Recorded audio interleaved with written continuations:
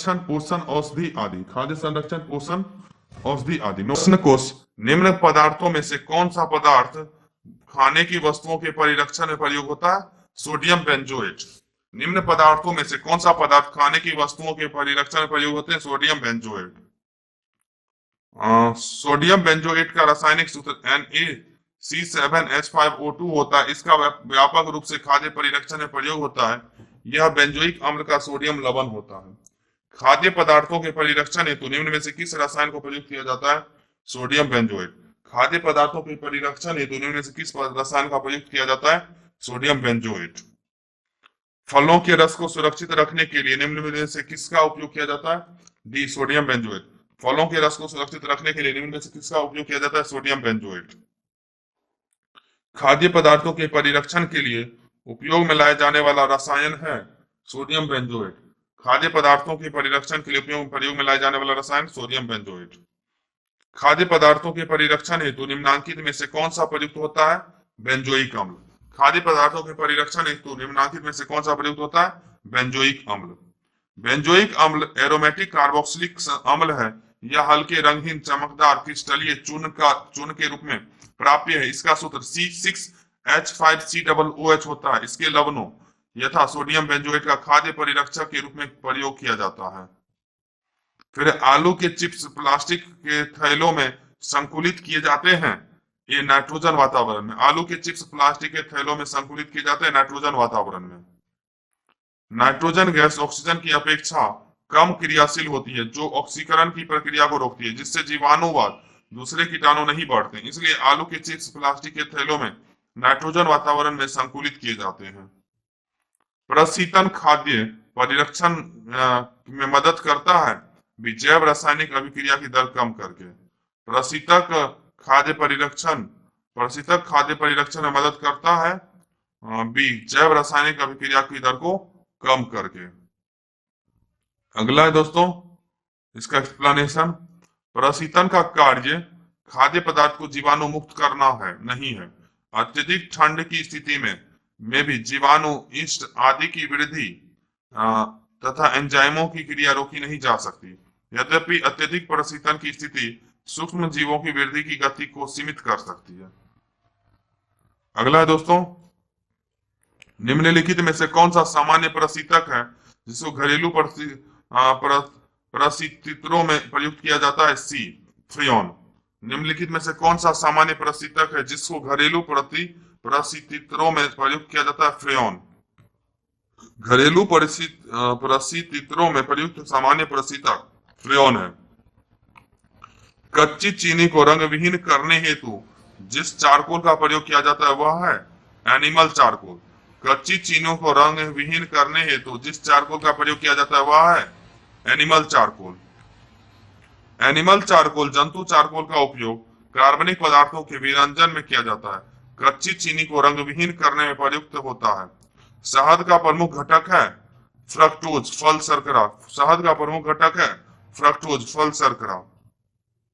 शहद के प्रमुख घटकों में फ्रक्टोज 38.2%, ग्लूकोज 31.3%, सुक्रोज 1.3%, माल्टोज 7.1% तथा जल 17.2% शामिल है। फिर निम्न में से सबसे मीठी चीनी है फ्रक्टोज। निम्न में से सबसे मीठी चीनी है फ्रक्टोज। सबसे मीठी चीनी फ्रक्टोज होती है। फ्रक्टोज एक प्राकृतिक मोनोसैकेराइड है जो लगभग सभी फलों, शहद तथा कुछ सब्जियों में पाया जाता है। फ्रक्टोज का अणुसूत्र C6H12O6 होता है। यह प्रकृति में पाई जाने वाली सबसे मीठी शर्करा है। बाजार में बिकने वाले एस्पर्टेम कृत्रिम मधुरक है।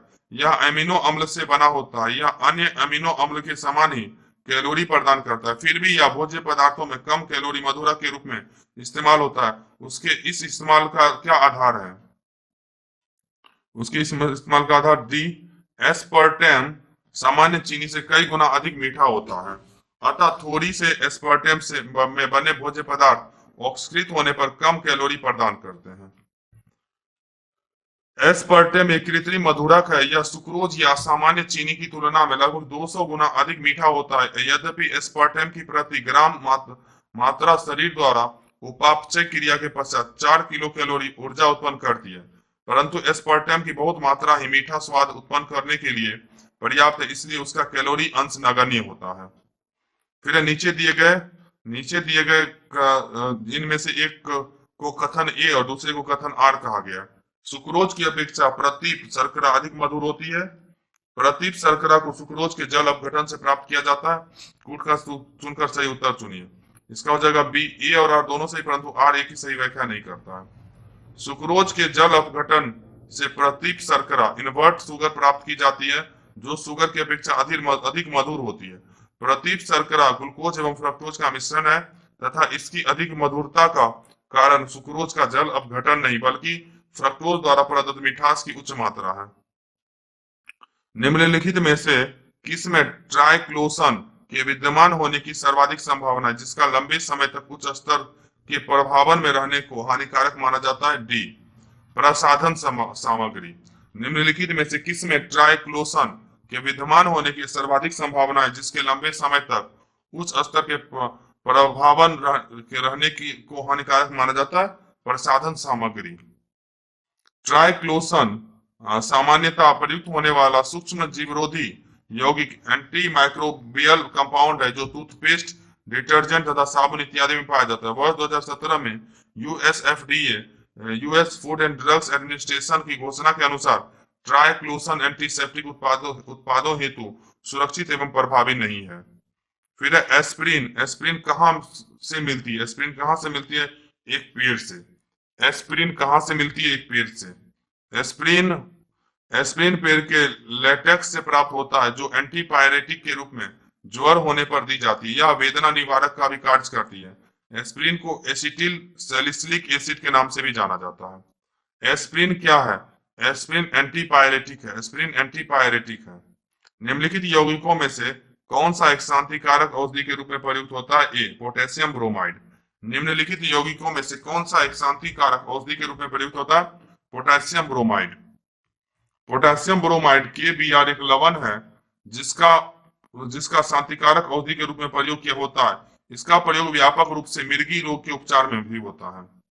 फिर निम्नांकित में से कौन सा रक्त में हीमोग्लोबिन के साथ अनुत्क्रमणीय संश्लिष्ट बनाता है? Carbon monoxide. निम्नांकित में से कौन सा रक्त के हीमोग्लोबिन के साथ अनुत्क्रमणीय संश्लिष्ट बनाता है? Carbon monoxide. कार्बन मोनोऑक्साइड एक अत्यंत ही जहरीली एवं प्राणघातक गैस है। ऊंची सांद्रता में यह मनुष्यों और जानवरों के लिए विषाक्त होती है। रक्त के हीमोग्लोबिन पर इस गैस की क्रिया से कार्बोक्सी हीमोग्लोबिन बन जाता है, जिससे रक्त गाढ़ा हो जाता है और रक्त प्रवाह रुक जाता है। परिणाम स्वरूप व्यक्ति की मृत्यु हो जाती है। दूध उदाहरण है एक इमल्सन पायस का। दूध उदाहरण है एक इमल्सन पायस का। दूध एक पायस इमल्सन का उदाहरण है। इससे विटामिन सी के अलावा सभी पोषक तत्व प्राप्त होते हैं। इनमें से कौन कोलाइड नहीं है? इनमें से कौन कोलाइड नहीं है? डी। शहद। इनमें से कौन कोलाइड नहीं है? शहद। कोलाइड एक विसमांगी विलयन होते हैं। ये विलयन टिंडल प्रभाव अर्थात कोलाइडी कणों द्वारा प्रकाश प्रकीर्णन तथा ब्राउनियन गति पर दर्शाते हैं। शहद टिंडल प्रभाव नहीं दर्शाता, अतः यह कोलाइड नहीं है। दूध को निम्न विधि से एक रूप होमोजिनाइज किया जाता है। सी। इसके वसा कणों को सेंट्राफ्यूज की सहायता से सूक्ष्म आकार में बदला जाता है। एक रूप होमोजिनाइजेशन प्रक्रिया द्वारा दूध की क्रीम में उपस्थित वसा कणों को सूक्ष्म आकार में परिवर्तित किया जाता है, जिससे वह दूध में समान रूप से वितरित रह सके। इस प्रक्रिया के द्वारा दूध की क्रीम इकट्ठी होकर ऊपर सतह पर नहीं आती है और दूध का गाढ़ापन, कंसिस्टेंसी और प्रकृति टेक्सचर एक रूप हो जाती है। खुले में कुछ देर रखा दूध खट्टा हो जाता है लैक्टिक अम्ल के कारण। खुले में कुछ देर रखा दूध खट्टा हो जाता है लैक्टिक अम्ल के कारण। ताजे दूध को वायु में खुला रखने से यह अनेक रोगजनक एवं अविकारी सूक्ष्म जीवों से संदूषित हो जाती है। अनेक अविकारी जीवाणु दूध की शर्करा लैक्टोज को लैक्टिक अम्ल में परिवर्तित कर देते हैं, जो दूध में के खट्टेपन का कारण है। खट्टे दूध के उत्पादों में निम्न में से कौन सा अम्ल होता है? डी। लैक्टिक अम्ल। खट्टे दूध के उत्पादों में कौन सा अम्ल होता है? लैक्टिक अम्ल। निम्न में से कौन सा अम्ल दूध से दही बनाने के दौरान बनता है? लैक्टिक अम्ल। निम्न में से कौन सा अम्ल दूध से दही बनाने के दौरान बनता है? लैक्टिक अम्ल। दूध से दही उचित तापमान 30 डिग्री सेल्सियस पर लगभग 12 घंटे में स्ट्रेप्टोकॉक्स एवं लैक्टोबैसिलस सूक्ष्म जीवाणु द्वारा दूध की शर्करा लैक्टोज के लैक्टिक अम्ल में परिवर्तन के कारण बनता है। प्राचीन काल से ही दही जमाने की प्रक्रिया में निम्न जीव की आवश्यकता होती थी, जीवाणु। प्राचीन काल से ही दही जमाने की प्रक्रिया में निम्न जीव की आवश्यकता होती थी, जीवाणु। लौंग के तेल का निम्नलिखित में से कौन सा एक भाग घटक है? B, eugenol. लौंग के तेल का निम्नलिखित में से कौन सा एक प्रमुख घटक है? यूजेनॉल। लौंग के तेल क्लोव्स ऑयल का प्रमुख घटक यूजेनॉल है। यह एक प्राकृतिक दर्द निवारक एनाल्जेसिक्स है तथा एंटीसेप्टिक्स है। इसका उपयोग दांतों के दर्द को दूर करने में बखूबी रूप से किया जाता है। लौंग के तेल का उपयोग सौंदर्य प्रसाधन, साबुन तथा टूथपेस्ट निर्माण में भी किया जाता है। मेडागास्कर तथा इंडोनेशिया मुख्य लौंग तेल उत्पादक देश हैं। तेल जेली बनाने हेतु निम्नलिखित में से कौन सा फल सर्वाधिक उपयुक्त है? अमरूद। जेली बनाने हेतु निम्नलिखित में से कौन सा फल सर्वाधिक उपयुक्त है? अमरूद। पपीते में पपाइन नामक तत्व पाया जाता है जो जेलेटिन को सेट नहीं होने देता है, अतः यह जेली बनाने हेतु श्रेष्ठ फल नहीं है। आम और कैथे में पेक्टिन की आवश्यकता क्रमशः कच्चे और पूर्णतः परिपक्व होने पर निर्भर करती है, जबकि अमरूद में पेक्टिन की उपस्थिति के लिए यह शर्त अनिवार्य नहीं है, अतः अमरूद जेली बनाने के लिए उपयुक्त फल है। कार्बनिक खाद्य हमारे लिए बेहतर माने जाते हैं क्योंकि वे बिना कृत्रिम खादों एवं कीटनाशकों के उपयोग किए उगाए जाते हैं। बिना कृत्रिम खादों एवं कीटनाशकों के उपयोग किए उगाए जाते हैं। कार्बनिक खाद्य हमारे लिए बेहतर माने जाते हैं क्योंकि वे कृत्रिम खादों एवं कीटनाशकों के उपयोग के बिना उगाए जाते हैं। आगे ACE2 पद का उल्लेख किस संदर्भ में किया जाता है? डी, विषाणु जनित रोगों का प्रसार। विषाणु जनित रोगों का प्रसार के लिए ACE2 का पद का उल्लेख किस संदर्भ में किया जाता है? विषाणु जनित रोगों का प्रसार। विषाणु जनित रोगों का प्रसार।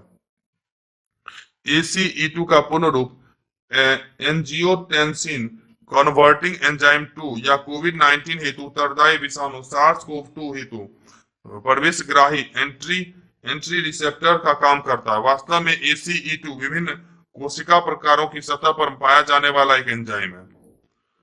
फिर है बोलगॉर्ड फर्स्ट और बोलगॉर्ड सेकेंड प्रौद्योगिकियों का उल्लेख किसके संदर्भ में किया जाता है? बी, आनुवांशिक रूप से रूपांतरित फसली पादपों का विकास। आनुवांशिक रूप से रूपांतरित फसली पादपों का विकास। बोलगॉर्ड फर्स्ट बीटी कॉटन एकल जीन प्रौद्योगिकी भारत की प्रथम फसल जैव प्रौद्योगिकी है जिसे वर्ष 2002 में भारत में व्यवसायीकरण हेतु अनुमोदित किया गया था। बोलगॉर्ड सेकेंड दोहरी जीन प्रौद्योगिकी डबल जीन टेक्नोलॉजी है जिसे वर्ष 2006 में अनुमोदित किया गया। ये दोनों प्रौद्योगिकियां आनुवांशिक रूप से रूपांतरित फसलों के विकास से संबंधित है। ये दोनों प्रौद्योगिकियां बॉलवर्म के नियंत्रण की एक पर्यावरण अनुकूल विधि है। आगे अपमार्जक नोट।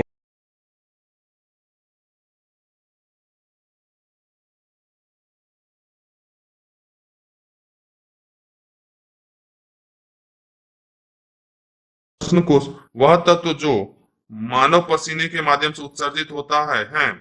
इसका आंसर हो जाएगा दोस्तों ई। इन उपर्युक्त में से कोई ना से एक से अधिक। शरीर के तापमान को विनियमित करने के लिए तरल रूप में त्वचा द्वारा पसीने को उत्पन्न किया जाता है। उसमें खनिज अम्ल और यूरिया भी मौजूद रहते हैं। पसीने के रूप में sodium, potassium, calcium, magnesium, zinc, iron आदि तत्व पाए जाते हैं, अतः अभिष्ट उत्तर ई उपर्युक्त में से एक से अधिक होगा। निम्नलिखित में से कौन सा पदार्थ साबुन बनाने में प्रयोग होता है? वनस्पति तेल। निम्नलिखित में से कौन सा पदार्थ साबुन बनाने में प्रयुक्त होता है? वनस्पति तेल। साबुनीकरण की क्रिया में वनस्पति तेल या वसा एवं कास्टिक सोडा या कास्टिक पोटास के जलीय विलयन को गर्म करके रासायनिक प्रतिक्रिया के द्वारा साबुन निर्माण होता है तथा ग्लिसरॉल मुक्त होता है। साबुन ग्रीज को हटाता है। साबुन ग्रीज को हटाता है। सी, पायसीकरण द्वारा। साबुन ग्रीज को हटाता है पायसीकरण द्वारा। पायसीकरण सामान्यतः ध्रुवीय समूहों युक्त लंबी श्रृंखला वाले यौगिक होते हैं। उदाहरणार्थ साबुन सोडियम तथा पोटेशियम के वसीय लवण। साबुन के अणु में दो भाग होते हैं, लंबी हाइड्रोकार्बन शाखा C17H35 जो वसा में घुलनशील है तथा जल में विलय ध्रुवीय भाग COONA+ समूह। पायसीकरण इमल्सिफिकेशन के दौरान साबुन का अध्रुवीय एल्किल समूह C17H35 तेल या ग्रीज का घोल लेता है।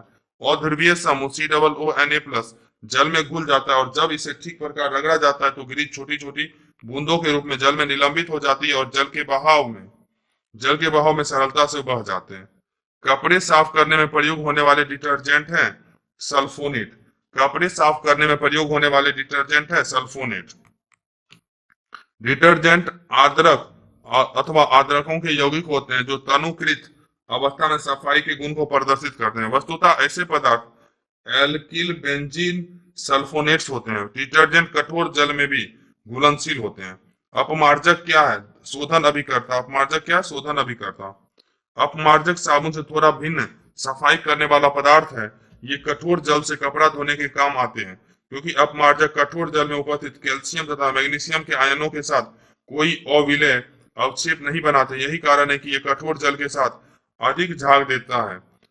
मैले कपड़ों से सरलता पूर्वक तेल एवं गर्द निकाल देते हैं। अपमार्जक जल का पृष्ठ तनाव घटा देते हैं। फिर है अपमार्जक मैले कपड़ों से सरलता पूर्वक तेल एवं गर्द निकाल देते हैं। अपमार्जक जल का पृष्ठ तनाव बढ़ा देते हैं। इसका आंसर हो जाएगा सी।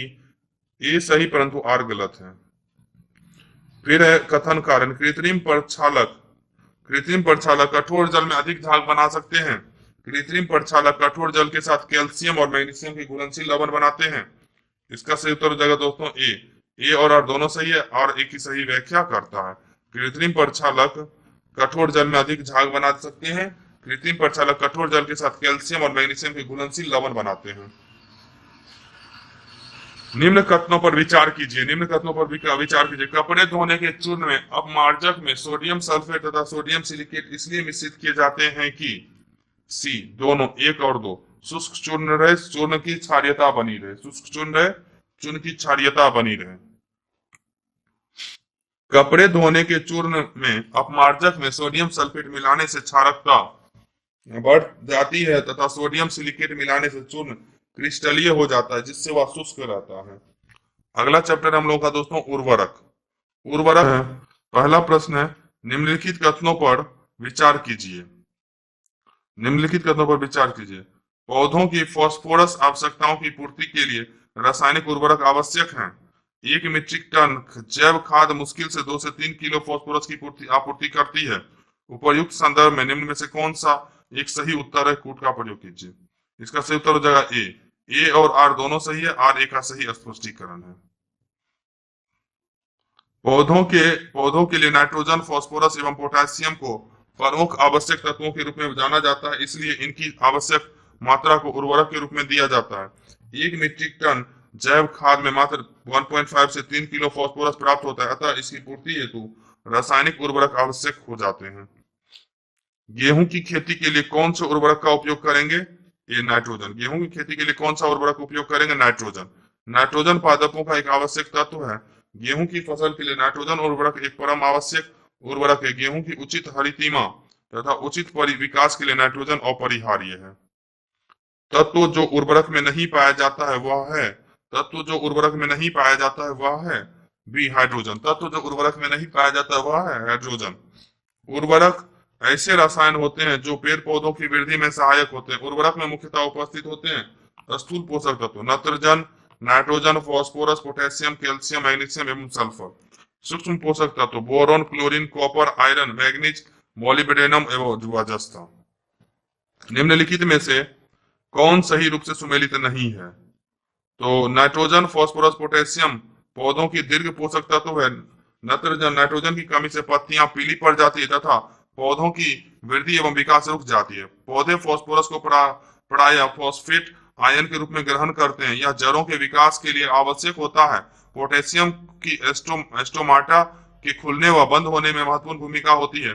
बोरोन पौधों का एक सूक्ष्म पोषक तत्व है। इसकी कमी से चुकंदर में हॉट रोट तथा सेब में आंतरिक कॉर्क नामक रोग हो जाता है। इसकी कमी से लेग्यूमिनोसी कुल के पौधा की जड़ों में गुटिकाएं रूट नोड्यूल्स नहीं बनते हैं।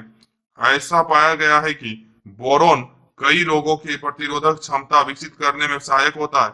इस प्रकार स्पष्ट है कि सभी विकल्प सुमेलित हैं, सभी विकल्प सही है। अगला है दोस्तों निम्नांकित में से कौन सा उर्वरक मृदा में सर्वाधिक अम्ल छोड़ता है? B ammonium sulphate. निम्नांकित में से कौन सा उर्वरक मृदा में सर्वाधिक अम्ल छोड़ता है? Ammonium sulphate. मृदा में अम्लता की माप मृदा के पीएच मूल्य के द्वारा की जाती है।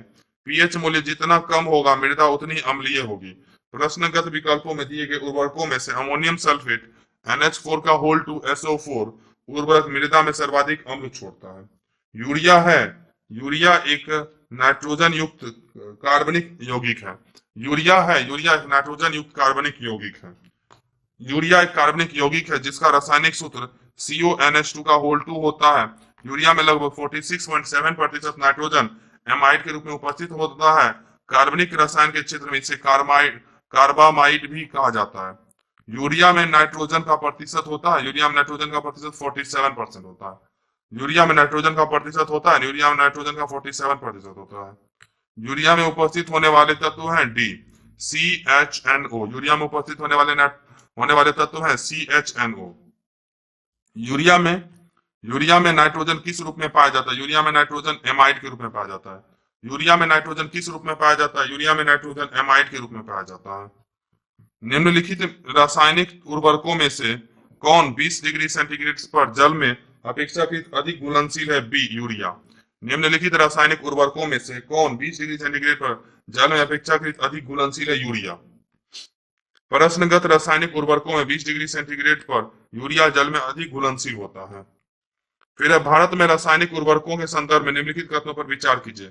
वर्तमान में रासायनिक उर्वरकों का खुदरा मूल्य रिटेल प्राइस बाजार संचालित और यह सरकार द्वारा नियंत्रित नहीं है।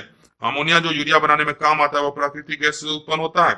सल्फर जो फास्फोरिक अम्ल उर्वरक के लिए कच्चा माल है वह तेल शोधन कारखानों ऑयल रिफाइनरीज का उपोत्पाद बाय प्रोडक्ट है। उपर्युक्त कथनों में से कौन से सही है? तो इसका सही उत्तर हो जाएगा दोस्तों बी केवल 2 और 3।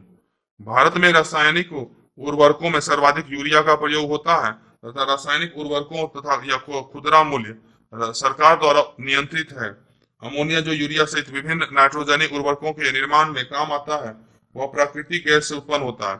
औद्योगिक उद्देश्य हेतु अमोनिया का उत्पादन हैबर विधि द्वारा किया जाता है। इस विधि के तहत वायु से नाइट्रोजन एवं प्राकृतिक गैस मीथेन से व्युत्पन्न हाइड्रोजन की अभिक्रिया द्वारा अमोनिया का उत्पादन होता है। सल्फर जो फास्फोरिक अम्ल उर्वरक के लिए कच्चा माल है वह तेल शोधन कारखानों का उपोत्पाद है। 1 किलोग्राम नत्रजन की आपूर्ति के लिए कितनी यूरिया की मात्रा की आवश्यकता होती है? B 2.2 kg। 1 किलोग्राम नत्रजन की आपूर्ति के लिए कितनी यूरिया की मात्रा की आवश्यकता होती है? 2.2 kg।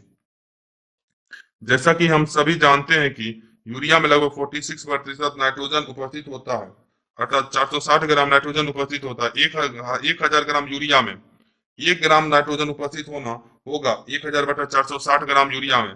1000 ग्राम नाइट्रोजन उपस्थित होगा 1000/460 गुना 1000 ग्राम यूरिया में। इस प्रकार इसको कैलकुलेट करने पे 2173 ग्राम यूरिया में 2.2 kg यूरिया लगभग। इस प्रकार 1 किलोग्राम नत्रजन में आपूर्ति के लिए 2.2 kg यूरिया की आवश्यकता होगी। अगला क्वेश्चन है दोस्तों हम लोगों का,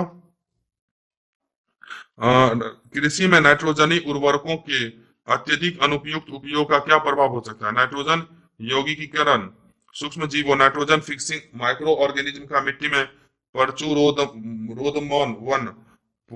प्रोलिफरेशन हो सकता है। मिट्टी की अम्लता में बढ़ोतरी हो सकती है। भौम जल ग्राउंड वाटर में नाइट्रेट का निक्षालन लीचिंग हो सकता है। नीचे दिए कूट का प्रयोग करके सही उत्तर चुनिए। इसका सही उत्तर हो जाएगा दोस्तों सी 2 और 3।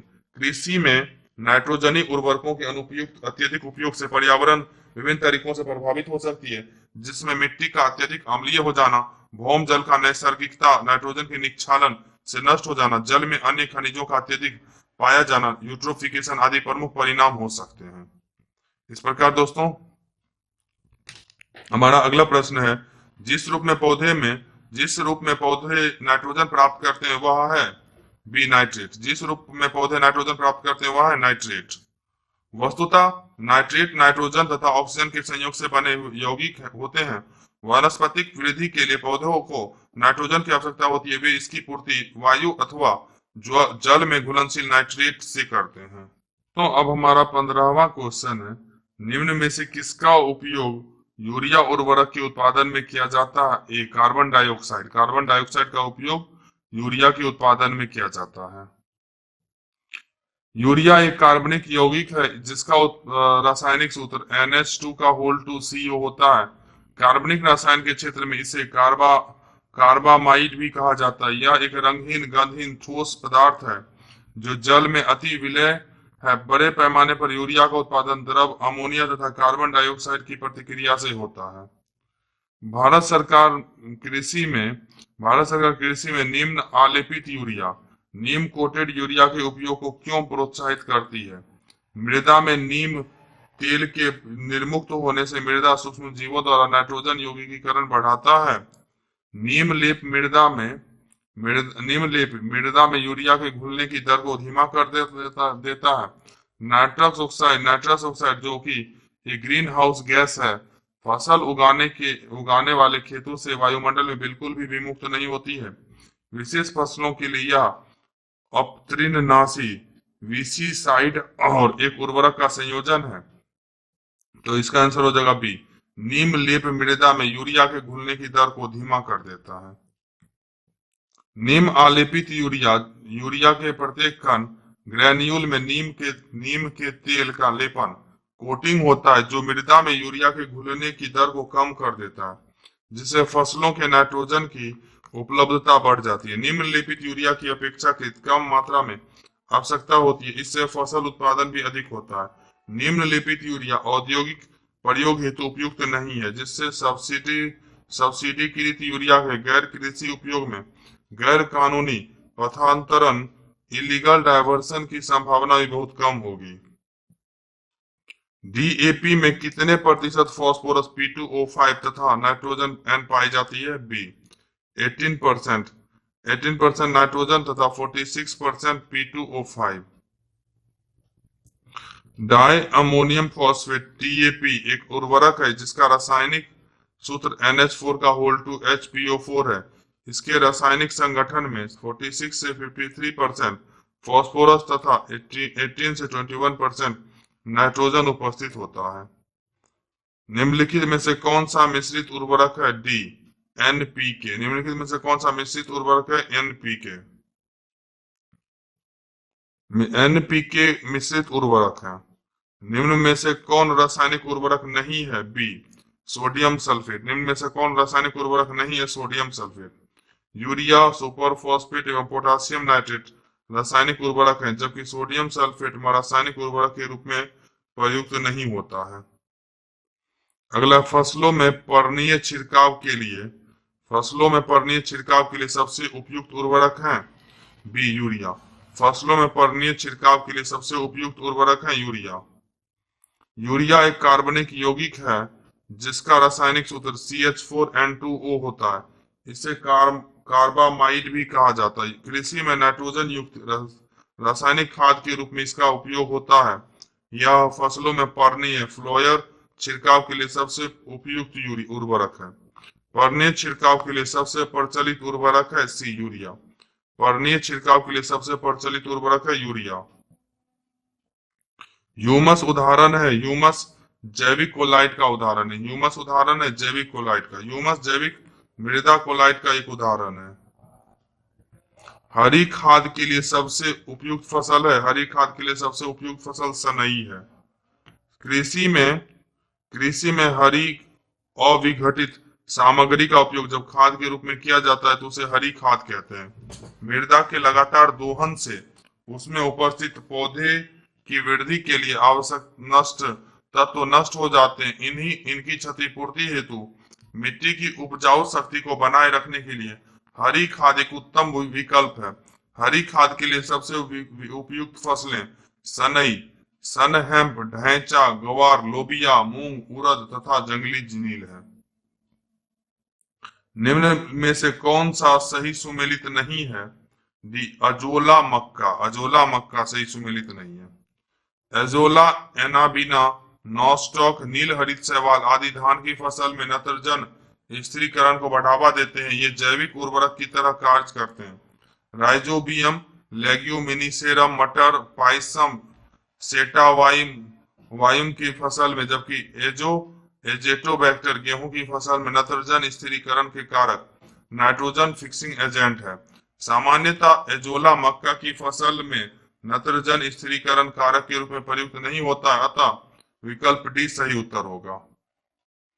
अब हम लोग का दोस्तों विविध है प्रश्न कोश। वर्ष 2019 में रसायन क्षेत्र में किसको विकसित करने के लिए नोबेल पुरस्कार दिया गया था? सी लिथियम आयन बैटरी। वर्ष 2019 में रसायन क्षेत्र में किसको विकसित करने के लिए नोबेल पुरस्कार दिया गया था? Lithium ion battery. वर्ष 2019 में रसायन विज्ञान के क्षेत्र में नोबेल पुरस्कार लिथियम आयन बैटरी के विकास में महत्वपूर्ण भूमिका के लिए 3 वैज्ञानिकों को दिया गया था। यह सम्मान अमेरिका के John be good enough, British अमेरिकी के एफ एम स्टैनली विंटिगम तथा जापान के अकीरा योशिनो को संयुक्त रूप से दिया गया था। वर्ष 2020 में रसायन विज्ञान के क्षेत्र का नोबेल पुरस्कार जीनोम एडिटिंग हेतु विधि CRISPR CAS19 के विकास के लिए इमैनुअल चारपेंटियर जर्मनी एवं जेनिफर ए डूडना को अमेरिका को प्रदान किया गया। निम्नलिखित कथन का कारण पर विचार कीजिए, नीचे कूट की सहायता से उत्तर दीजिए। ओजोन जल के सूक्ष्म जीवों को मार देती है। ओजोन रेडियो एक्टिव नहीं है। इसका सही उत्तर हो जाएगा दोस्तों बी। ए और आर दोनों सही है, परंतु आर ए की सही व्याख्या नहीं करता है। कथन ए और आर दोनों सही है, परंतु आर ए का सही व्याख्या नहीं है। ओजोन अस्थायी होती है, अतः जल में मिलाते ही एक ऑक्सीजन परमाणु विलग कर देती है, जो ऑक्सीकरण द्वारा जीवाणुओं का हनन करती है। आगे निम्नलिखित में से कौन सा युग्म सुमेलित नहीं है? इसका उत्तर हो जाएगा डी। परा यूरेनियम तत्वों का संश्लेषण एनरिको फॉर्मी। परा यूरेनियम तत्वों का संश्लेषण एनरिको फॉर्मी। परा यूरेनियम तत्वों का परमाणु क्रमांक यूरेनियम से अधिक होता है। नेपच्यूनियम से यूनुबियम तक सभी तत्व परा यूरेनियम तत्व कहलाते। इन तत्वों की खोज एनरिको फर्मी का नहीं बल्कि जीटी सीवो का महत्वपूर्ण योगदान है। अन्य प्रश्नगत युग्म सुमेलित है।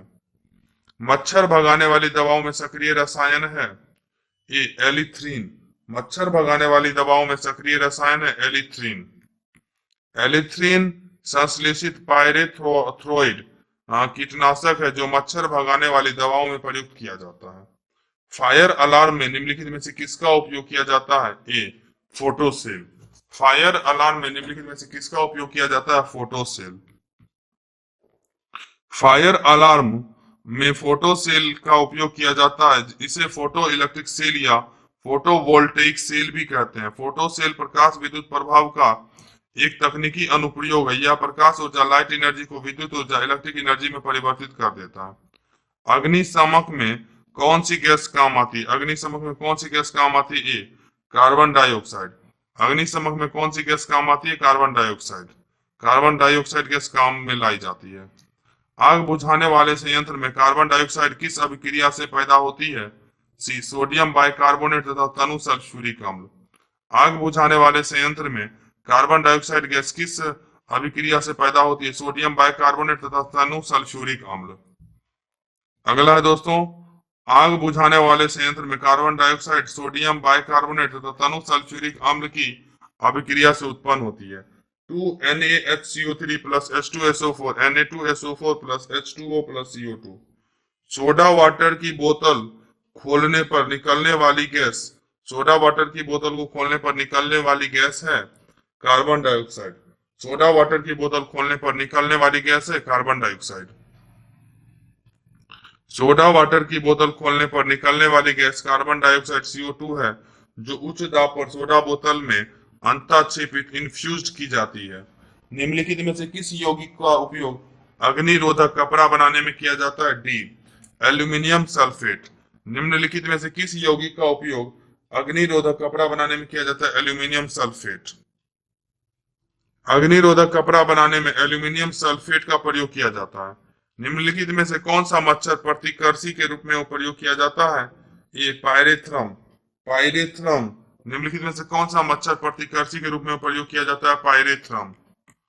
पायरेथ्रम एक प्राकृतिक कीटनाशक है जो मच्छरों के तंत्रिका तंत्र को प्रभावित कर उन्हें प्रतिकर्षित करता है। मच्छर क्वाइल में प्रयोग होने वाला पायरेथ्रिन प्राप्त होता है एक बीजीय पौधे से। मच्छर क्वाइल में प्रयोग होने वाला पायरेथ्रिन प्राप्त होता है एक बीजीय पौधे से। पायरेथ्रिन प्राकृतिक कार्बनिक पदार्थ है जिनमें कीटाणुनाशक क्षमता होती है। ये एक बीजीय पौधे से प्राप्त होती है।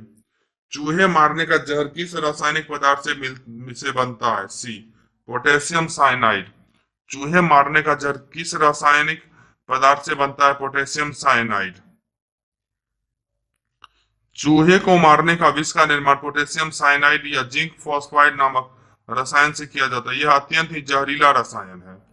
निम्नलिखित में से किसे चूहा विष के रूप में प्रयोग किया जाता है? D, zinc phosphide. निम्नलिखित में से किसे चूहा विष के रूप में प्रयोग किया जाता है? Zinc phosphide. रोडेंटिसाइड वह रसायन है जिसका प्रयोग किया जाता है नियंत्रण करने के लिए चूहों को। रोडेंटिसाइड वह रसायन है जिनका प्रयोग किया जाता है नियंत्रण करने के लिए चूहों को।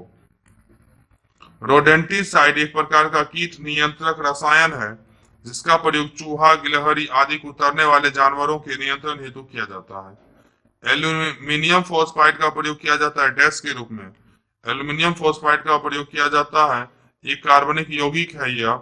इसका प्रयोग कीटनाशक के एवं धूमक के रूप में खाद्यान्नों के संग्रहण में किया जाता है। इसे चूहा नाशक के रूप में भी प्रयोग किया जाता है।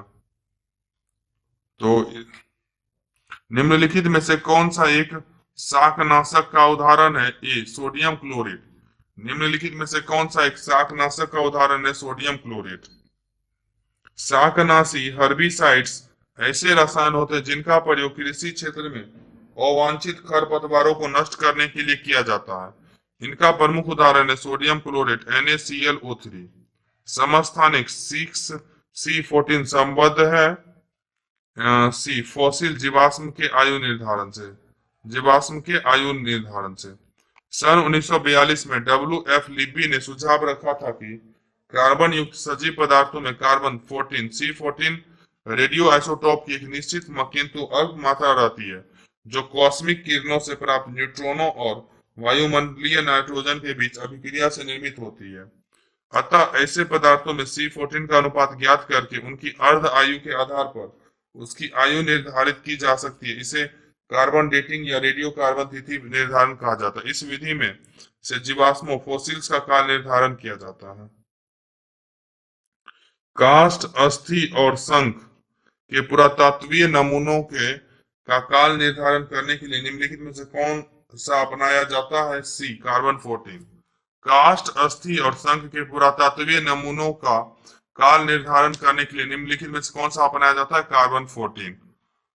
कार्बन डेटिंग का प्रयोग किसकी उम्र निर्धारित करने के लिए किया जाता है? सी, फॉसिल्स की। कार्बन डेटिंग का प्रयोग किसकी उम्र निर्धारित करने के लिए किया जाता है? फॉसिल्स की।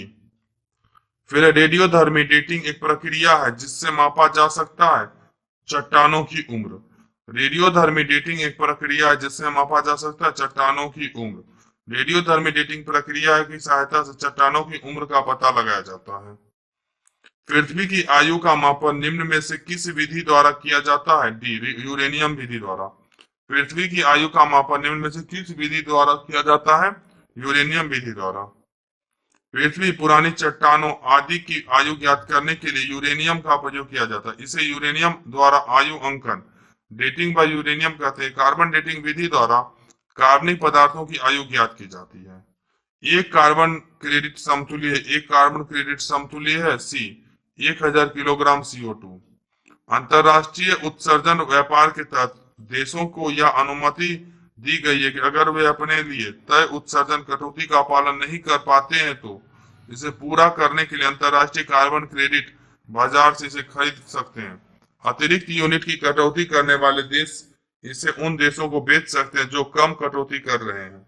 इससे कार्बन डेटिंग क्रेडिट कहलाने वाली एक नई कार्बन मुद्रा अस्तित्व में आई। एक carbon credit 1 tonne 1000 KG carbon dioxide या उसके समतुल्य गैसों के बराबर होता है। निम्नलिखित प्रकार के कांचों में से कौन सा एक परावैंगनिक किरणों को विच्छेदन कर सकता है? डी, क्रूक्स कांच। निम्नलिखित प्रकार के कांचों में से कौन सा एक परावैंगनिक किरणों को विच्छेदन कर सकता है? क्रूक्स कांच। सोडियम तथा दूसरी दुर्लभ मृदा धातुओं को मिलाकर क्रूक्स कांच का निर्माण किया जाता है। क्रूक्स कांच में परावैंगनी अल्ट्रावायलेट किरणों के अवशोषण की क्षमता होती है। चूंकि परावैंगनिक किरणें हमारी आंखों को नुकसान पहुंचाती, इसलिए धूप के चश्मों में क्रूक्स कांच का उपयोग किया जाता है। निम्नलिखित में से कांच का कौन सा प्रकार पराबैंगनी किरणों को काटता है? डी, क्रूक्स कांच। निम्नलिखित में से कांच का कौन सा प्रकार पराबैंगनी किरणों को काटता है? क्रूक्स कांच। BRIT भारत सरकार निम्नलिखित में से किस एक के साथ कार्यरत है? सी, समस्थानिक प्रौद्योगिकी। BRIT भारत सरकार निम्नलिखित में से किस एक के साथ कार्यरत है? समस्थानिक प्रौद्योगिकी। 10 मार्च 1989 को परमाणु ऊर्जा विभाग की व्यावसायिक इकाई के रूप में विकिरण एवं आइसोटोप प्रौद्योगिकी board BRIT board of radiations and isotope technology की स्थापना हुई। इसका मुख्यालय वाशी, नवी मुंबई में है। स्वास्थ्य, रक्षा, उद्योग, कृषि एवं अनुसंधान क्षेत्रों में समस्थानिक प्रौद्योगिकी अनुसंधान में ब्रिट का सराहनीय योगदान रहा है। ब्रिट अनेकानेक उत्पादों, सेवाओं एवं विकिरण उपकरणों द्वारा राष्ट्र को प्रगति एवं विकास के नए मार्ग प्रदीप्त कर रहा है। फिर निम्नलिखित में से कौन सा एक यशद पुष्प कहलाता है? सी, जिंक ऑक्साइड। निम्नलिखित में से कौन सा एक यशद पुष्प कहलाता है? Zinc oxide. Zinc oxide ZnO यशद पुष्प के नाम से भी जाना जाता है। यह एक सफेद पाउडर है जिसका उपयोग सौंदर्य प्रसाधन, स्याही तथा मलहम आदि के निर्माण में किया जाता है। मूत्रालयों के पास प्रायः नाक में चुभने वाली गंध का कारण है? सी, अमोनिया। मूत्रालयों के पास प्रायः नाक में चुभने वाली गंध का कारण है अमोनिया। इस प्रकार की गंध का मुख्य कारण अमोनिया है। मूत्र के मुख्य संघटक पानी 95%, सोडियम 4%, अमोनिया 0.05%, फॉस्फेट 0.6%, यूरिया 2%, शेष क्रिएटिन, सल्फेट, यूरोब्लिजोनेन और कॉस्टस आदि है। मृत मछली से निकलने वाली दुर्गंध किन यौगिकों के कारण होता है? अमीनो यौगिक। मृत यौगिक से निकलने वाली दुर्गंध किन यौगिकों के कारण होता है? अमीनो यौगिक। ट्राइमेथिल एमीन एक तृतीयक एमीन है जो संरचनात्मक रूप से एमिनो यौगिक है, जिसमें अमोनिया का प्रत्येक हाइड्रोजन परमाणु एक मेथिल समूह से प्रतिस्थापित होता है। मृत मछलियों से निकलने वाली दुर्गंध इन्हीं यौगिकों की उपस्थिति के कारण होती है। फिर है ब्रुक हेवन नेशनल लेबोरेटरी के वैज्ञानिक दल, जिसमें भारतीय वैज्ञानिक भी सम्मिलित थे, ने एंटी हीलियम केंद्रक के रूप में सबसे भारी एंटी द्रव्य उत्पन्न किया। एंटी द्रव्य उत्पन्न करने की क्या विविक्षाएं हैं? यह खनिज पूर्वेक्षण और तेल की खोज को अधिक आसान और कम महंगा बना देती है। यह एंटी द्रव्य से निर्मित तारों और आकाशगंगाओं की होने की संभावना की जांच करने में सहायक होगा। यह ब्रह्मांड के विकास की समझ विकसित करने में सहायक होगा। तो इसका सही उत्तर हो जाएगा दोस्तों बी, केवल 2 और 3 सही है। अप्रैल 2011 में अमेरिका के ब्रुक हेवन नेशनल लेबोरेटरी में भारत सहित विश्व के 12 देशों के वैज्ञानिकों ने विश्व के सबसे भारी प्रतिदर्भ एंटी हीलियम 4 की खोज करने में सफलता प्राप्त की थी। उल्लेखनीय है कि जब साधारण पदार्थ का कण प्रति पदार्थ के कण से टकराता है तो दोनों कण नष्ट होकर ऊर्जा में परिवर्तित हो जाते हैं। यही प्रति पदार्थ ब्रह्मांड के विकास की समझ विकसित करने में तो सहायक होगा ही, साथ ही प्रति पदार्थ से निर्मित तारों और आकाश गंगाओं के अस्तित्व की संभावनाओं की जांच में भी सहायक होगा। इस प्रकार कथन 2 एवं 3 सही है, जबकि कथन 1 सही नहीं है। अब तक निम्नलिखित रसायनों में से कौन सा कृत्रिम बादल बनाने के लिए प्रयुक्त किया जाता रहा है? D, silver iodide.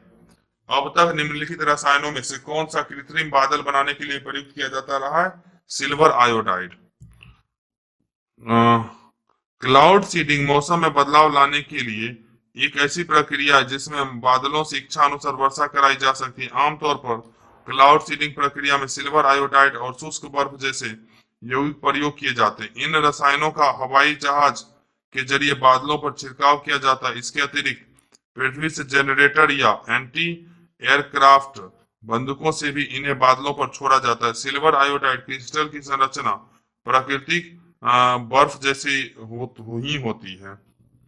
कृत्रिम वर्षा हेतु प्रयुक्त पदार्थ है सिल्वर आयोडाइड। कृत्रिम वर्षा हेतु प्रयुक्त पदार्थ है सिल्वर आयोडाइड।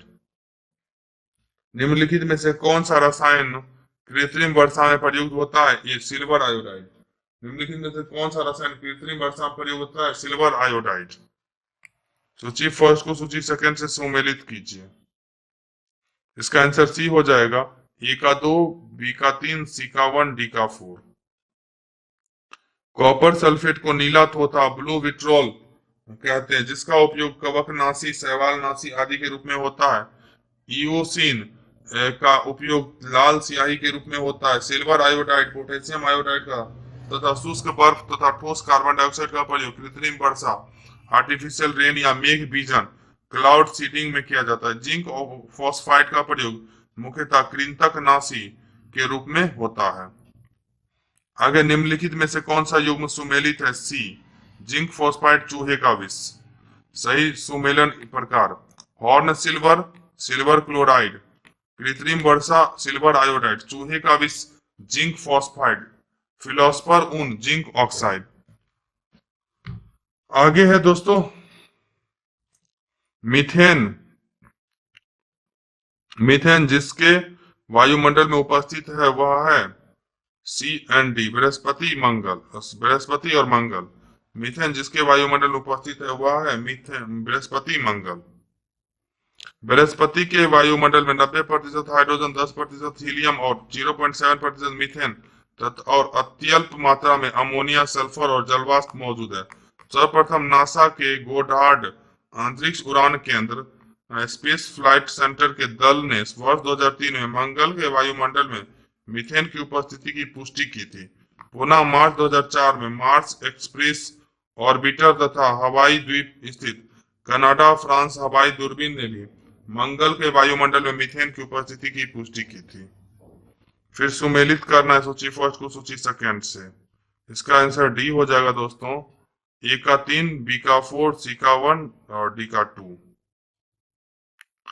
कह रहा है त्वरित चालक लाइटनिंग एक धातु की चालक छड़ होती है जिसे ऊंचे भवनों की आकाशीय विद्युत से रक्षा के लिए लगाया जाता है। यह छड़ मुख्यतः कॉपर या एल्यूमिनियम की होती है।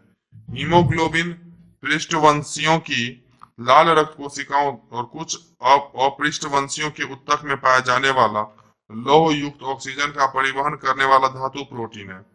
संचायक बैटरी गीले सेलों से तैयार होती है। इसमें हर एक सेल में शीशे की प्लेटें एवं लेड पर ऑक्साइड की प्लेटें लगी होती है और पानी तथा अम्ल का मिश्रण भरा रहता है। सिल्वर ब्रोमाइड फोटोग्राफी में प्रयुक्त होता है। आगे फिर सुमेलित करना है। इसका हो जाएगा मॉर्फिन का प्रयोग दर्द निवारक एनाल्जेसिक्स के रूप में किया जाता है। सोडियम धातु का इलेक्ट्रॉनिक विन्यास 281 है। इसकी सबसे बाहरी कक्षा में केवल एक इलेक्ट्रॉन की उपस्थिति के कारण यह बहुत ही अभिक्रियाशील धातु है तथा वायु में उपस्थित ऑक्सीजन से अभिक्रिया करके सोडियम ऑक्साइड या सोडियम सुपर ऑक्साइड बनाती है। सोडियम को इसके मूल रूप में बनाए रखने के लिए केरोसिन तेल में रखा जाता है। बोरिक एसिड बोरोन का दुर्बल अम्ल है तथा इसका प्रयोग एंटीसेप्टिक, कीटनाशी आदि रूप में किया जाता है। जर्मन सिल्वर मिश्र धातु है जिसमें 60% कॉपर, 20% निकेल तथा 20% जिंक होता है। निम्नलिखित में से किसे भविष्य का धातु कहा जाता है? सी, टाइटेनियम। निम्नलिखित में से किसे भविष्य का धातु कहा जाता है? टाइटेनियम। अंतरिक्ष युग की धातु के तौर पर ज्ञात टाइटेनियम स्टील से कई गुना हल्की और कई गुना मजबूत मिश्रित धातु है। यह काफी गर्मी सहन कर सकती है और इसमें कभी जंग नहीं लगता। फिर निम्नलिखित को सुमेलित नहीं है। कौन सा सुमेलित नहीं है? सी, सिल्वर इलेक्ट्रॉनिक बल्ब। ये सुमेलित नहीं है। सही सुमेलन इस प्रकार है: मैग्नीशियम आतिशबाजी, यूरेनियम परमाणु बम, टंगस्टन इलेक्ट्रिक बल्ब, जिंक गैल्वेनीकरण। चांदी विद्युत का सबसे अच्छा चालक है। इस प्रकार विकल्प सी सही सुमेलित नहीं है। रासायनिक दृष्टि से सिंदूर है? सी, मर्क्यूरिक सल्फाइड। रासायनिक दृष्टि से सिंदूर है मर्क्यूरिक सल्फाइड। सिंदूर का रासायनिक नाम मर्क्यूरिक सल्फाइड HgS है। रासायनिक दृष्टिकोण से सिंदूर है डी, मरकरी सल्फाइड। रासायनिक दृष्टि से सिंदूर है मरकरी सल्फाइड। शुष्क धुलाई में किसका प्रयोग होता है? डी, उपर्युक्त सभी, पेट्रोल, बेंजीन, अल्कोहल। शुष्क धुलाई ड्राई क्लीनिंग में बेंजीन, पेट्रोल तथा अल्कोहल उपर्युक्त सभी का प्रयोग किया जाता है। लाल स्याही बनाई जाती है डी, ईओसिन से। लाल स्याही बनाई जाती है ईओसिन से। ईओसिन एक टेट्रा ब्रोमो फ्लोरीसिन है। अधिकतर लाल स्याही ईओसिन का तनु विलयन होती है। निम्नलिखित में से कौन सा रंग सोडियम क्रोमेट द्वारा आपूर्त होता है? बी लाल।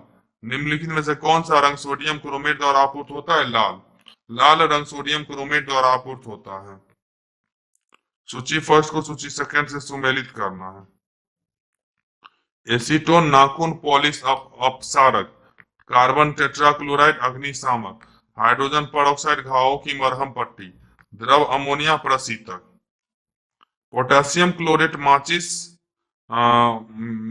मैग्नीज परऑक्साइड शुष्क सेल, और हाइड्रोक्लोरिक एसिड संचायक सेल, और यूरेनियम परमाणु बम। इसका उत्तर हो जाएगा सी। सुमेलित ये सी नहीं है। संचायक सेल एक्यूमुलेटर सेल में सल्फ्यूरिक एसिड का प्रयोग होता है। अन्य प्रश्नगत युग्म सुमेलित है। अगला, माचिस बनाने में निम्न वस्तुओं एलिमेंट्स में से किसका प्रयोग किया जाता है? फास्फोरस। माचिस बनाने में निम्न मुख्य धातु वस्तुओं एलिमेंट्स में से किसका प्रयोग किया जाता है? फास्फोरस। आमतौर पर माचिस की तीली आसानी से आग पकड़ने वाली लकड़ी की बनी होती है। इसके एक सिरे पर किसी फास्फोरस युक्त पदार्थ का लेप किया गया होता है। माचिस की तीलियों के सिरे पर फास्फोरस युक्त पदार्थ का लेप करने के लिए जिलेटिन का उपयोग किया जाता है। निम्नलिखित में से किसका उपयोग दिया सलाई के निर्माण में किया जाता है? सी लाल फास्फोरस। निम्नलिखित में से किसका उपयोग दिया सलाई के निर्माण में किया जाता है? लाल फास्फोरस। दिया सलाई माचिस बनाने के में लाल फास्फोरस और फास्फोरस ट्राइसल्फाइड P2S3 का उपयोग होता है। निरापद दिया सलाई सेफ्टी मैचिस बनाने में चीड़ की लकड़ी की सलाइयों से सिरे पर potassium chlorate, red lead, antimony sulphide और गोंद का मिश्रण लगाया जाता है और रगड़ने वाली सतह अर्थात डिब्बी पर लाल फास्फोरस, एंटीमनी सल्फाइड, कांच का चून और गोंद का मिश्रण लगाया जाता है। आगे, निम्नलिखित तत्वों में से कौन जब वायु तथा अंधेरे में रखा जाता है तो स्वतः दीप्त हो जाता है? बी श्वेत फास्फोरस। निम्नलिखित तत्वों में से कौन जब वायु तथा अंधेरे में रखा जाता है स्वतः दीप्त हो जाता है? श्वेत फास्फोरस। अंधेरे में सफेद फास्फोरस को वायु में रखने पर उसमें से पीला हरा प्रकाश उत्सर्जित होता है और सफेद धूम्र बनते हैं। जिनकी गंध लहसुन जैसे होती है। सफेद फास्फोरस इस दीप्ति ग्लो को रासायनिक संदीप्ति कहते हैं। वायु से बचाने के लिए सफेद फास्फोरस को जल में रखा जाता है क्योंकि साधारण ताप पर वायु में यह स्वतः जलने लगता है। कार्बन नैनो ट्यूब्स किसने बनाई? कार्बन नैनो ट्यूब्स आइजीमा ने बनाई। सुमियो आइजीमा एक जापानी भौतिकविद है जिन्हें कार्बन नैनो ट्यूब्स का आविष्कारक माना जाता है। फिर है, भारत में निम्न ताप उष्मीय विलवनीकरण सिद्धांत पर आधारित प्रतिदिन 1 लाख लीटर अवलवण जल उत्पादन के लिए सर्वप्रथम विलवीकरण संयंत्र कहाँ प्रारंभ किया गया? ए कवरत्ती में। विश्व का प्रथम ताप उष्मीय विलवीकरण संयंत्र भारत के लक्षद्वीप के कवरत्ती नगर में संस्थापित किया गया। यह प्रतिदिन 1 लाख लीटर अवलवण जल का उत्पादन करेगा। भारत में जल विलवीकरण संयंत्र स्थित है लक्षद्वीप में। भारत में जल विलवीकरण संयंत्र स्थित है लक्षद्वीप में। भारत का पहला निम्न तापीय जल विलवीकरण संयंत्र वर्ष 2005 में कवरत्ती लक्षद्वीप में स्थापित किया गया। कौन सा रसायन क्षारीय भूमि सुधारक के रूप में कार्य करता है? B calcium sulphate. कौन सा रसायन क्षारीय भूमि सुधारक के रूप में कार्य करता है? Calcium sulphate. क्षारीय मृदाओं में विनिमय योग्य सोडियम की मात्रा अधिक होती है जिससे पौधों में वृद्धि में बाधा पहुंचती है। विनिमय योग्य सोडियम प्रतिशत में जैसे जैसे वृद्धि होती है वैसे वैसे मृदा के जल संचयन तथा जल चालकता में अभाव होता है। भूमि की अधिक क्षारीयता के कारण घुला हुआ जैविक पदार्थ मृदा के कणों की सतह पर जमा हो जाता है और उसका रंग काला हो जाता है। इस प्रकार की भूमियों के सुधार के लिए कैल्शियम सल्फेट या जिप्सम CSO4 with 2H2O जैसे सुधारक की आवश्यकता होती है। निम्नलिखित में से कौन सा मृदा से संबंधित है? ए इडेफिक। निम्नलिखित में से कौन सा मृदा से संबंधित है? इडेफिक। इडेफिक मृदा की भौतिक एवं रासायनिक विशेषताओं से संबंधित है। आगे है, पौधों की वृद्धि के संबंध में निम्नलिखित में से कौन मैक्रोन्यूट्रिएंट है? A potassium. पौधों की वृद्धि के संबंध में निम्नलिखित में से कौन मैक्रोन्यूट्रिएंट है? पोटेशियम। कुछ ऐसे पोषक तत्व जिनकी पादप वृद्धि एवं स्वास्थ्य हेतु अत्यंत अल्प मात्रा में आवश्यकता होती है, इन्हें सूक्ष्म पोषक तत्व माइक्रोन्यूट्रिएंट्स कहते हैं। Manganese, copper, boron, iron, chlorine, molybdenum तथा जिंक को सूक्ष्म पोषक तत्व कहा जाता है, जबकि पोटेशियम स्थूल पोषक तत्व मैक्रोन्यूट्रिएंट्स हैं। द्रवित ऑक्सीजन या द्रवित हाइड्रोजन को औद्योगिक स्तर पर प्राप्त करने में प्रयुक्त प्रौद्योगिकी कहलाती है क्रायोजेनिक्स। द्रवित ऑक्सीजन या द्रवित हाइड्रोजन को औद्योगिक स्तर पर प्राप्त करने में प्रयुक्त प्रौद्योगिकी कहलाती है क्रायोजेनिक्स।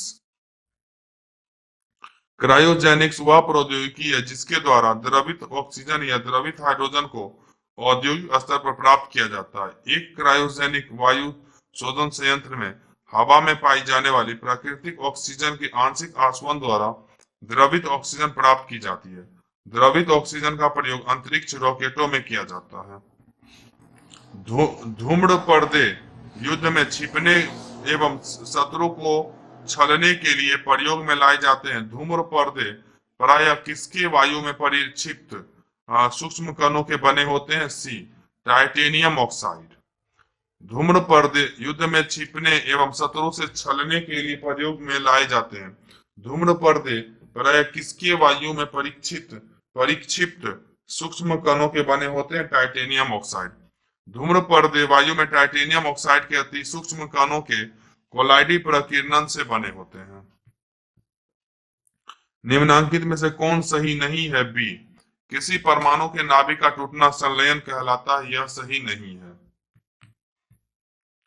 जब दो हल्के नाभिक परस्पर संयुक्त होकर एक भारी तत्वों के नाभिक की रचना करते हैं तो इस प्रक्रिया को नाभिकीय संलयन कहते हैं। नाभिकीय संलयन के फलस्वरूप जिस नाभिक का निर्माण होता है उसका द्रव्यमान संलयन में भाग लेने वाले दोनों नाभिकों के सम्मिलित द्रव्यमान से कम होता है। यह प्रक्रिया वह प्रक्रिया जिसमें एक भारी नाभिक दो लगभग बराबर नाभिकों में टूट जाता है विखंडन कहलाती है। इस प्रकार कथन बी गलत है, अन्य प्रश्नगत कथन सही है। शुष्क सेल बैटरी में निम्नलिखित में से किनका विद्युत अपघट्यों के रूप में प्रयोग होता है? ए, अमोनियम क्लोराइड और जिंक क्लोराइड। शुष्क सेल बैटरी में निम्नलिखित में से किनका विद्युत अपघट्यों के रूप में प्रयोग होता है? अमोनियम क्लोराइड और जिंक क्लोराइड। शुष्क सेल में अमोनियम क्लोराइड और जिंक क्लोराइड का विद्युत अपघट्यों इलेक्ट्रोलाइट्स के रूप में प्रयोग होता है। शुष्क सेल में जैसे जिंक का एक बर्तन होता है जिसमें मैग्नीज डाइऑक्साइड, नौसादर अमोनियम क्लोराइड, कार्बन डाइऑक्साइड का मिश्रण भरा होता है। इसमें कार्बन की छड़ एनोड का कार्य करती है जबकि स्वयं जस्ते का बर्तन कैथोड का कार्य करता है। मैग्नीज डाइऑक्साइड एवं कार्बन के मिश्रण और जस्ते की दीवारों के बीच अमोनियम क्लोराइड की गाढ़ी लुगदी भरी जाती है। शुष्क सेल में निम्नलिखित में से किनका इलेक्ट्रोलाइट्स की तरह इस्तेमाल होता है? ए, अमोनियम क्लोराइड एवं जिंक क्लोराइड। शुष्क सेल में निम्नलिखित में से किनका इलेक्ट्रोलाइट्स के रूप में इस्तेमाल होता है? अमोनियम क्लोराइड एवं जिंक क्लोराइड। शुष्क सेल एक विद्युत रासायनिक सेल है जो कम बिजली से चल सकने वाले पोर्टेबल विद्युत युक्तियों जैसे टॉर्च, कैलकुलेटर आदि में प्रयुक्त होते हैं। इसमें किसी द्रव का प्रयोग नहीं किया जाता जिसके कारण इसे शुष्क सेल कहा जाता है। सामान्यतः प्रयोग में आने वाला शुष्क सेल वस्तुतः एक जिंक कार्बन बैटरी होती है जिसे शुष्क लैक्लांसियर सेल भी कहते हैं। इसमें अमोनियम क्लोराइड विद्युत अपघट्य के रूप में प्रयुक्त होता है। कुछ आधुनिक उच्च ऊर्जा में की बैटरियों में अमोनियम क्लोराइड के स्थान पर जिंक क्लोराइड का प्रयोग किया जाता है। एक सामान्य शुष्क सेल में विद्युत अपघट्य होता है। एक सामान्य शुष्क सेल में विद्युत अपघट्य होता है। सी, अमोनियम क्लोराइड। कथन ए और कारण आर। एक शुष्क सेल आवेशित नहीं की जा सकती है। कारण शुष्क सेल में होने वाली अभिक्रिया उत्क्रमणीय होती है। नीचे दिए गए कोटों के सही उत्तर का चयन कीजिए। इसका सी हो जाएगा। ए सही परंतु आर गलत है। ए सही परंतु आर गलत है। शुष्क सेल में प्रयुक्त पदार्थ विलयन के रूप में ना रहकर शुष्क अवस्था में रहते हैं इसमें जस्ता का एक बर्तन होता है जिसमें मैग्नीज डाइऑक्साइड, नौसादर, कार्बन आदि का मिश्रण भरा होता रहता है और इस सेल का पुनः आवेशन नहीं किया जा सकता है तथा एक बार प्रयोग कर लेने पर वह बेकार हो जाता है। इसका प्रयोग टॉर्च, ट्रांजिस्टर, रेडियो आदि उपकरणों में किया जाता है। उत्क्रमणीय अभिक्रियाएं वे अभिक्रियाएं हैं जो दोनों दिशाओं में होती है और यह शुष्क सेल में नहीं होती है। एक सूखी सेल में कौन सी ऊर्जा पाई जाती है? सी, रासायनिक ऊर्जा। एक सूखी सेल में कौन सी ऊर्जा पाई जाती है? रासायनिक ऊर्जा। रासायनिक ऊर्जा के विद्युत ऊर्जा में परिवर्तन एक अच्छा उदाहरण है प्राथमिक सेल या बैटरियां। कुछ शुष्क सेल भी इसी सिद्धांत पर बनी होती है। एक कार बैटरी में प्रयुक्त विद्युत अपघट्य होता है। बी, सल्फ्यूरिक अम्ल। एक कार बैटरी में प्रयुक्त विद्युत अपघट्य होता है सल्फ्यूरिक अम्ल। कार बैटरी में प्रयुक्त विद्युत अपघट्य सल्फ्यूरिक अम्ल H2SO4 होता है। इसकी प्रकृति प्रबल अम्ल की होती है। निम्नलिखित अम्लों में से किस अम्ल का उपयोग कार बैटरियों से किया जाता है? सी, सल्फ्यूरिक अम्ल। निम्नलिखित अम्लों में से किस अम्ल का उपयोग कार बैटरियों से किया जाता है? सल्फ्यूरिक अम्ल। निम्नलिखित विद्युत अपघट्यों के विलयन में से किसको कार की बैटरी में प्रयोग किया जाता है? सी, सल्फ्यूरिक अम्ल। निम्नलिखित विद्युत अपघट्यों के विलयन में से किसको कार की बैटरी में प्रयोग किया जाता है? सल्फ्यूरिक अम्ल। कार के बैटरी में प्रयोग होने वाला अम्ल है डी, सल्फ्यूरिक अम्ल। कार के बैटरी में प्रयोग होने वाला अम्ल है सल्फ्यूरिक अम्ल। निम्नलिखित पदार्थ युग्मों में से कौन टॉर्च लाइट, विद्युत क्षूरक, सेवर आदि साधनों में सामान्यतः प्रयुक्त आवेश्य बैटरियों में इलेक्ट्रोड के रूप में प्रयुक्त होता है? ए, निकेल और कैडमियम। निकेल और कैडमियम। टॉर्च लाइट, विद्युत क्षूरक, सेवर आदि साधनों में सामान्यतः प्रयुक्त आवेश्य बैटरियों में निकेल और कैडमियम इलेक्ट्रोडों के रूप में प्रयुक्त होते हैं। इसमें निकेल हाइड्रोक्साइड की कैथोड तथा कैडमियम की एनोड होती है। इसमें पोटेशियम हाइड्रोक्साइड इलेक्ट्रोलाइट के रूप में प्रयुक्त किया जाता है। सेंट्रल इलेक्ट्रोकेमिकल रिसर्च इंस्टीट्यूट की स्थापना अलगप्पा चेटीचार, डॉक्टर शांति स्वरूप भटनागर एवं पंडित जवाहरलाल नेहरू के प्रयासों से कहां और कब की गई? बी, कराईकुड़ी 1953। कराईकुड़ी 1953। CSIR केंद्रीय विद्युत रसायन अनुसंधान संस्थान सेंट्रल इलेक्ट्रोकेमिकल रिसर्च इंस्टीट्यूट की स्थापना 14 जनवरी 1953 को कराईकुड़ी तमिलनाडु में की गई थी। फिर इसको सुमेलित करना सूची फर्स्ट को सूची सेकंड से। फ्रेयॉन प्रशीतक के रूप में, tetra ethyl lead anti knock agent, benzene hexachloride कीटनाशक के रूप में, कार्बन टेट्राक्लोराइड अग्नि शामक के रूप में। अगला है दोस्तों, सूची फर्स्ट को सूची सेकंड से सुमेलित करना है। फिर से तो इसमें एस्पार्टेम कृत्रिम मधुरक, फ्रेयॉन प्रशीतक, नियोप्रिन संश्लेषित रबर, बेनाड्रिल प्रतिहिस्टेमिन। फिर सूची फर्स्ट को सूची सेकंड से सुमेलित करना है। केवलार संश्लेषित रेशा, टैक्सोल कैंसर रोधी दवा, जिंक फॉस्फाइड रोडेंटनाशी, सेलुलोज विस्फोटक। फिर सूची फर्स्ट को सूची सफेद ठोस पोटेशियम ब्रोमाइड का प्रयोग फोटोग्राफी में किया जाता है। पोटेशियम सल्फेट उर्वरक के रूप में प्रयुक्त होता है। पोटेशियम नाइट्रेट बारूद के रूप में प्रयुक्त होता है। मोनो पोटेशियम टार्ट्रेट बेकरी में प्रयोग किया जाता है। निम्नलिखित में से कौन से सही सुमेलित हैं? तो इसका आंसर हो जाएगा डी, ओजोन रिक्तता चर्म कैंसर। ओजोन रिक्तता चर्म कैंसर। सल्फर डाइऑक्साइड अम्ल वर्षा और फिर फ्लोराइड प्रदूषण दांत, मिथाइल आइसोसाइनेट भोपाल गैस त्रासदी, ओजोन रिक्तता चर्म कैंसर। स्पष्ट है कि विकल्प डी में दिया गया युग्म सही सुमेलित है। फिर है कथन और कारण। कथन ए, फेनिल का प्रयोग घरेलू रोगाणुनाशी के रूप में होता है। फेनिल एक फिनोल व्युत्पन्न है और फिनोल एक प्रभावी रोगाणुनाशी है। इसका ए और आर दोनों सही, आर ए का सही व्याख्या करता है। फेनिल एक फिनोल व्युत्पन्न रसायन है जिसका प्रयोग घरों, दफ्तरों इत्यादि में रोगाणुनाशी के रूप में व्यापक स्तर पर किया जाता है।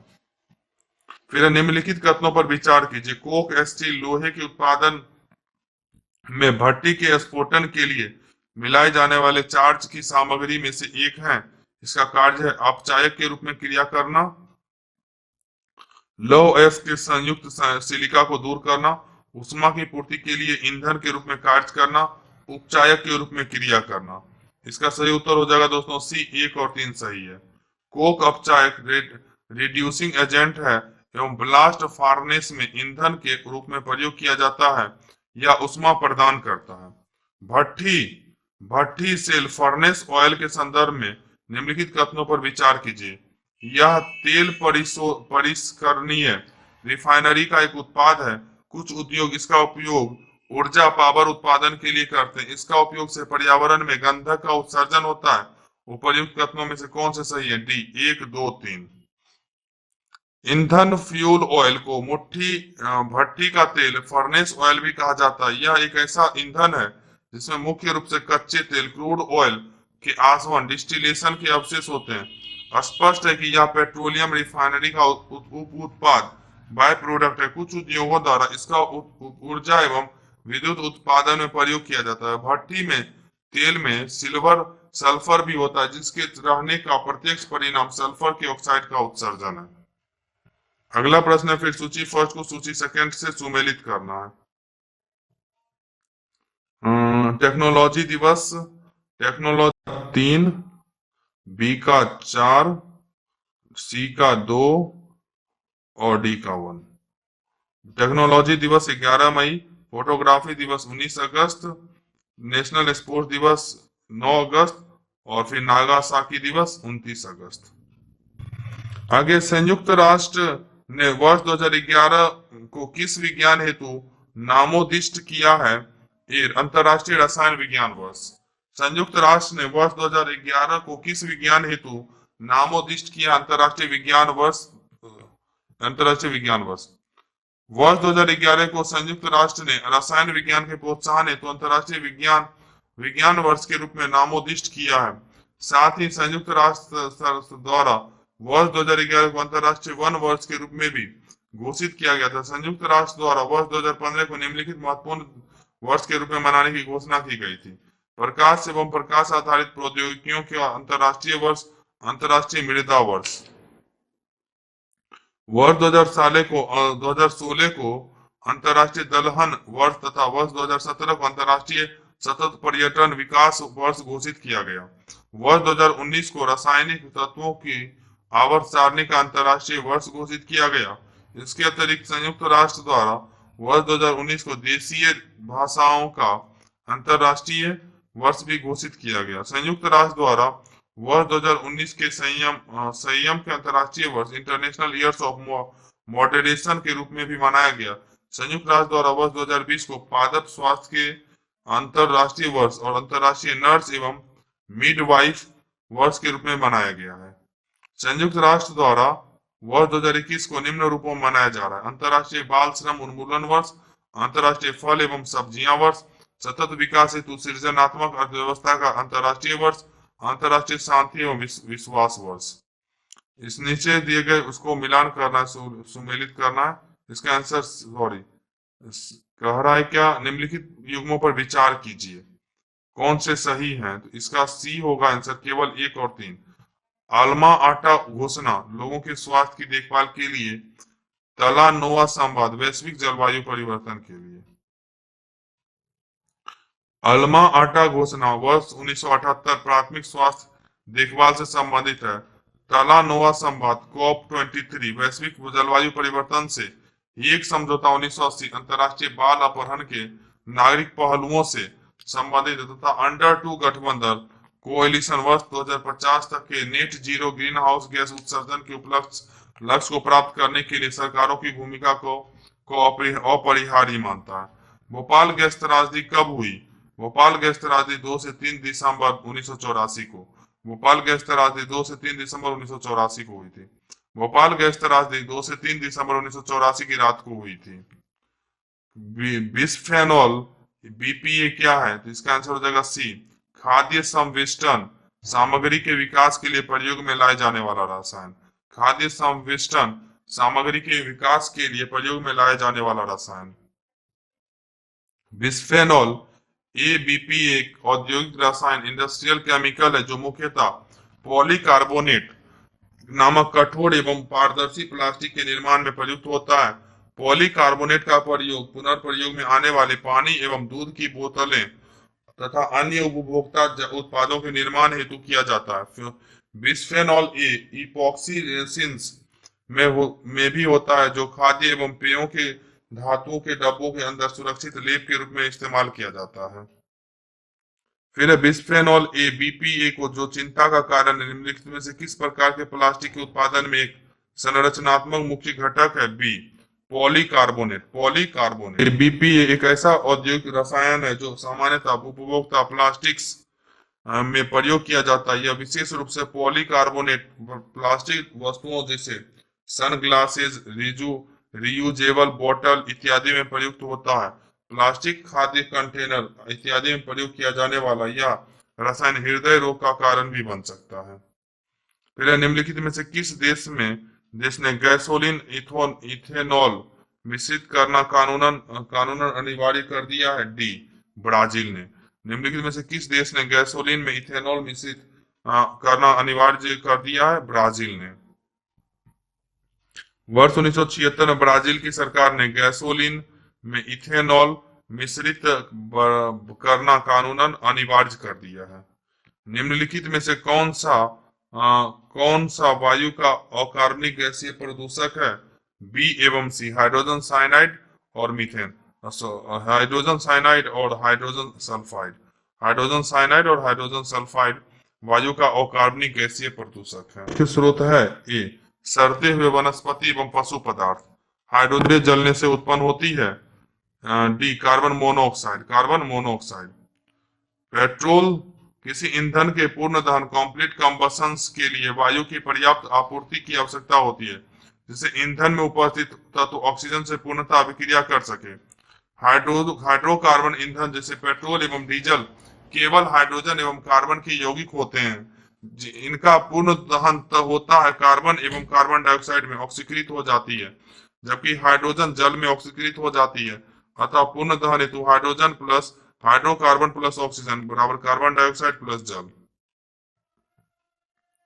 वायु या ऑक्सीजन की पर्याप्त आपूर्ति न होने पर ईंधन का अपूर्ण दहन इनकम्प्लीट कंबशन होता है। अतः अपूर्ण दहन हेतु hydrocarbon plus oxygen, carbon monoxide plus carbon plus जल। निम्नलिखित में से किसकी मात्रा अम्ल वर्षा में सबसे अधिक होती है? इसका सही उत्तर हो जाएगा दोस्तों सी, H2SO4।